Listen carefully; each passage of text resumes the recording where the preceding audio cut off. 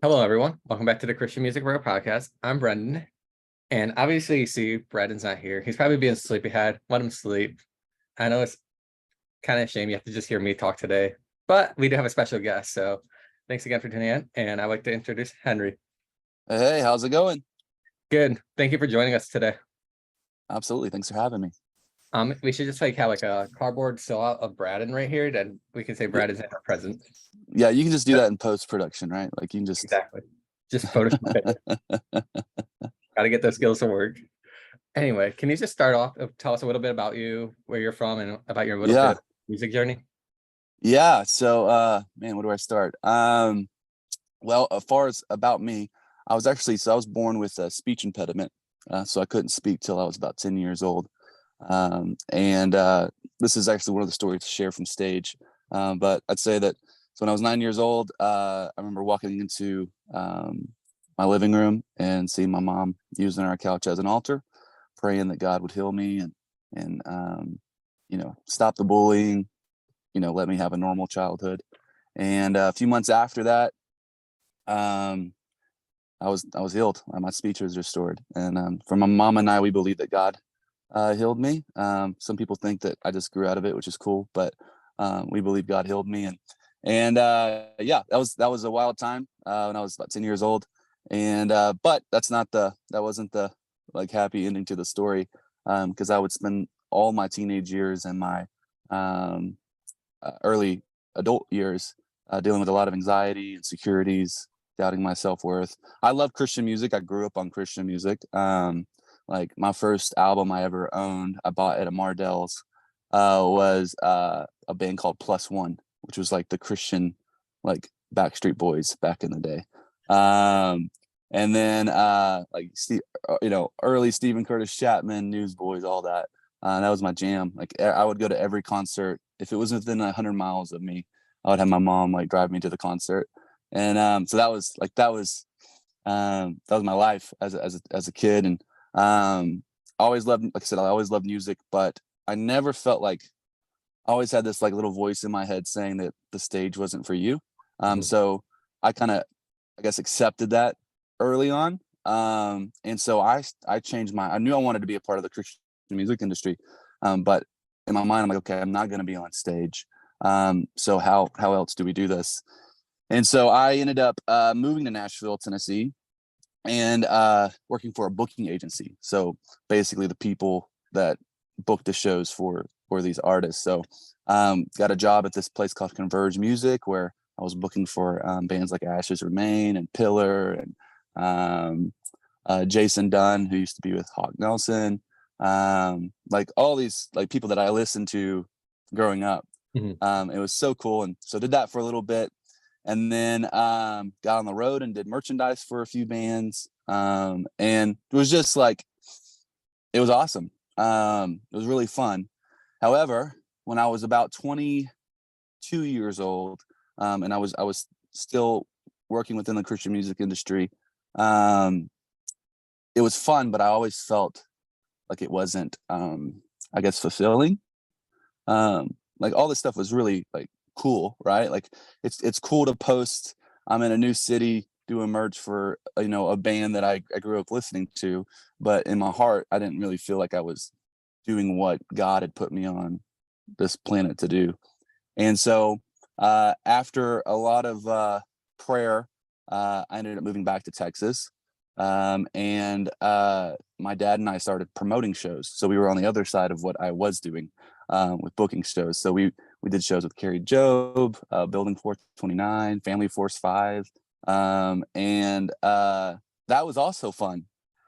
But again, it wasn't fulfilling. I still felt that like, man, that what this isn't Mhm. doing it for me, like it was a high on that. Like, I would have this high that day of the shows.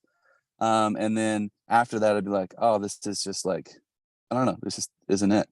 And so, long story short, my wife and so I got married, and my wife and I were thinking about like where we wanted to go as far as like, do we want to move out of the town that we were living in? What were we going to do with our life? And a pastor friend of mine texted me and was like, hey, we'd love for you to come to this launch meeting for this new church. and just see what it's about. And I was like, okay, like, yeah, we'll be there. And like in my mind, I'm almost like, we're leaving. Like, we're not going to stay in East Texas. But I'll be nice and we'll show up, whatever.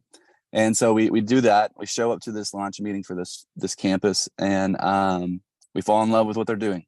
They asked me to be on the worship team because my wife kind of like snitched me out that I could sing. And got on the worship team, started doing that. And that was the first time I felt like a confidence like that, like being on stage, I guess, in a consistent basis. And my pastor told me, he goes, man, he goes, I don't believe, because I was still doing the concert promoting thing this time. Because I don't believe that God gave you a gift for you not to use it. And I was like, okay, like, whatever. And I kind of chewed on that for about 2 or 3 months. And then I remember we were sitting, my wife and I were sitting on our couch in our living room. This is like 2019. Yeah, 2019, where I'm sitting on the couch with my wife. We're watching like Grey's Anatomy or something. And I look at her and I look at her and I'm like, babe, I think I should do music. Like, I should do music. And I was like, I think some of these, relationships I had back in Nashville, maybe I can really do this. And she's like, okay, like, do it. And I was like, okay. So that's kind of what started the journey of kind of where I'm at now. I'll try to make the next 3 years super short, since I made the first 24 really long. But yeah, so once I got connected with this dude named Jeff Duncan, who was with a band called Rapture Ruckus back in the day. And I was like, hey, Jeff. I knew he was producing music because I had followed him on Instagram and met him from doing some shows with Rapture. And I was like, hey, Jeff, I wrote this song and I think it's really good. And I was wondering if you could produce it for me. And he was like, yeah, like, he'd been super nice. And he was like, yeah, let's do it. So the song was not good, by the way. It was really bad. But it was the first song I ever wrote, because like I don't play any instruments. So all this stuff I was just writing in like from melodies in my brain, right? And so he made it sound really good. He made a crappy song sound really good, is what I say. And but that experience in Nashville on that side of things, because when I lived in Nashville, I never saw that side. I never saw the creative side, writing sessions, any of that. And so fell in love with the process, and then just started really diving in. I started writing with anyone I could write with, and one session led to another, and that led me in 2021. I found myself in Jason Roy, the lead singer of Building 429's house, and spending some of the summer with him and writing songs that will hopefully release this year, if everything goes right. But that relationship really is what, I guess, put me where I'm at today. And that relationship ended up creating more relationships. And so, yeah, that's kind of the what is it, 10-minute version. That's really cool. Is that even like Jason Dunn? We had Jason Dunn a few weeks ago, so a few weeks ago we joined our podcast. So it's like just really cool, like how you said Jason Dunn. Yeah, and he's one of mine and Brandon's favorite people. And then like Jason Roy, we met with Brooke Robertson a few weeks ago. She brought up Jason Roy, so it just feels like cool, like how you guys are all like your own community, and no matter yeah, what, I'll be connected to someone and everything. yeah. Jason is man, he is the realest dude I've ever met. Like, period. Just so kind. So we're actually from the same hometown, Jason and I. And he didn't know that when he first contacted me. He heard a demo of mine because we were working with the same producer, and he was like, "Who is that?" And the producer got us gave him my email, and then we emailed, and then he was like, hey, call me, let's chat. And I called him, and he's like, why are you calling me from a 903 number? And I was like, because I live in Mount Pleasant, Texas. And he's like, shut up. So yeah, so but yeah, anyways, yeah, he's taken me under his wing, and we've written lots of songs. He's given me and my wife advice. His wife Courtney's have given my wife advice of just like what this looks like being an artist wife. And yeah, so yeah, I told him you were bringing up the Caleb Awards. If I ever make it on the Caleb stage, Jason Roy has to be the first name that I think.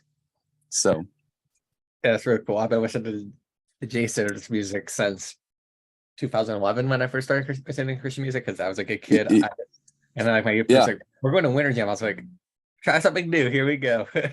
yeah. Winter Jam that year. So That's awesome. Speaking of songs, you released a song with Tadashi. Can you tell us how that came to happen? Yeah. So yeah, Fear Be Quiet is the name of the song. So that song is basically my testimony, what I just told you about my speech impediment. And it's really that song is really not the first 10 years of my life of not being able to speak. It's the next 14 of dealing with the insecurities and the fear, because even though I had my speech was restored, I wasn't like, hey guys, like I'm back, you know. I think I wasn't talking to anybody. And but yeah, I wrote that song with a dude named Jess Cates. And then I had a demo with just Jess vocals on it because we did it via Zoom, because this was 2020 when Zoom was like the only way for us to write. And I held on to that demo for like a year. I knew it was special. But yeah, I kept on, like at that point in my life, I was just like, next session, you know? And, but I held on that song. I took that song into four different producers. And with each one of them, it just didn't feel right. Like they were all good in their own right. It just didn't feel like what I was hearing in my head, for the song to be. And what was it? Oh yeah. So I was on Instagram and I saw, there's a writer named Rachel Nemiroff, who's a friend of mine. And Rachel, she posts every single session, like every day she's in a session because she's just killing it. But she'll post it on her story, like her, writing with whatever. And like sometimes she'll play like a clip of what they're writing. And that day she was in with this dude named Zach Paradise. And I loved what it was, like only like 8 seconds, but I loved what I heard. I was like, oh, that was so cool. I want to write with that guy. So didn't know anything about the dude, just knew that he was writing with my friend Rachel. And in the 8 seconds I heard, it sounded really good. So I DM'd on Instagram, was like, hey, I see you're writing with Rachel. I'd love to write with you if you have the time. We could do it via Zoom, or if you're in Nashville, I can go to Nashville, whatever. And he ended up being actually in Atlanta. But he messaged me back and he was like, yeah, let's write. So we wrote like 3 songs via Zoom, and every one of them were just like my favorite thing that I had written at the time. And so I was like, hey, I have this song I've had for like a year and a half. I was wondering if you could take a swing at it, production wise. And he was like, yeah, let's do it. So we ended up working on that one via Zoom. So like we're literally just like walking through like each section of the song, and we get to the bridge. And I had actually written a bridge. So like there's actually a part where I sing.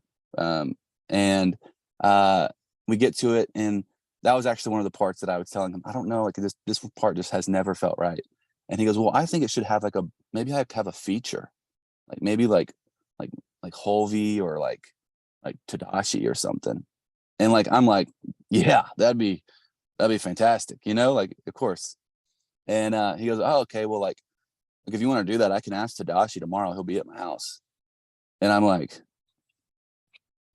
why is Tadashi going to be at your house? And, because I like I said, I didn't know anything about this dude. Well, apparently Zach has produced like a lot of Tadashi's records, and he worked for Reach Records, which is the label that Tadashi's on. Did not know that when we first started writing, which I guess that's not something you, like, hey, I'm Zach Paradise, I work for Tadashi. But whenever you introduce yourself. But yeah, so that's kind of how that happened. And Zach asked Tadashi loved the track and loved the message, and recorded it. And I remember I was standing in an aisle 14 in Kroger looking through cereal options when Zach messaged me and said, hey, just got the mix from Tadashi. And I literally happy danced in the middle of Kroger. It was great. That's very cool. Uh, So, like I said, it's really cool, just like how everyone's connected. And I like the reason why we do this podcast is via Zoom Yeah, is because that's one way we can connect with everyone. I think it's convenient for everyone. So it's as much as people didn't like Zoom, like I don't like Zoom for my college classes when I took college classes much because, yeah, but I yeah, think it's a wonderful tool. But that's good out there. yeah. I think, yeah, same thing with writing. I mean, I like Zoom because it's there. So if like, I know that it's nice to know that I don't have to go anywhere if I want to write. But there's nothing like being in the room, like with people. Like there's nothing that like Zoom's never gonna be that good, you know? Exactly. So anyone that's listening, I recommend you check out Henry's music. I know he has some new music coming out soon. We don't know release dates. I'm not going to promise anything. I don't like promising anything, but just with the new music he currently has, is there anything you want to bring up or talk about before we end this little one-on-one today? Yeah. I don't know. Nothing on my mind right now. Awesome. Well, again, thank you for joining Yeah. me. And Brad says thank you too, the cardboard cutout we have. Oh yeah. Thanks so much. It was really nice talking to you as well. But we'll definitely share this episode. We'll share some of your music as well. And just everyone watching, please like, follow, subscribe to both of our channels. Subscribe to Henry, follow us podcast. So thank you, everyone. And I hope you have a great week. Awesome.